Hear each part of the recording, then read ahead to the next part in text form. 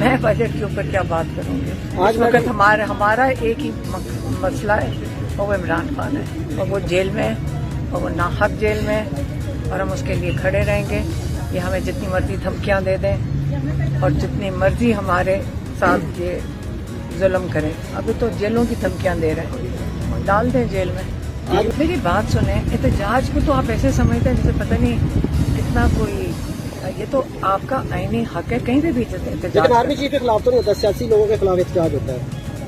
یہ کس نے کہا؟ کسی کے خلاف بھی ہو سکتا ہے۔ سیاسی لوگ کون ہوتے ہیں؟ لوگوں کے نمائندوں کے خلاف ہو سکتا ہے صرف۔ آپ کوئی ظلم کرے گا اس کے خلاف احتجاج، اس کے اندر کیا ہے؟ نہیں کرنا چاہیے، وہ تو پھر ایک ظالم حکومت ہی ہو گئی نا، جو فیصلہ کرتی ہے کہ کس کے خلاف کرنا ہے، کس کے خلاف نہیں کرنا۔ پچھلے دنوں میں کافی لوگوں نے ہمیں کانٹیکٹ کر کے کہا ہے کہ آپ یہ بتائیں کہ سنا ہے کہ عمران خان عید گھر پہ کریں گے، 5 کو ریلیز ہو رہے ہیں۔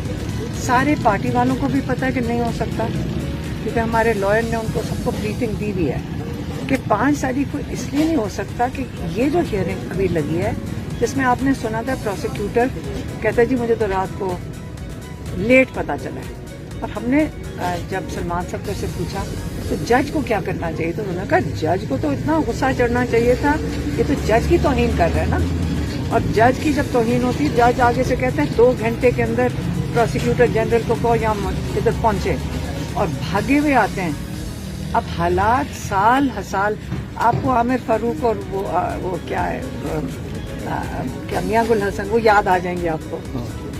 تو اس وقت حالات ایک دم 26ویں ترمیم نے کے نتائج اب ہم دیکھ رہے ہیں۔ اچھا، عمران خان خود ہی بتا دیں گے کیا کرنا ہے، خود ہی بتا دیں گے کیا کرنا ہے۔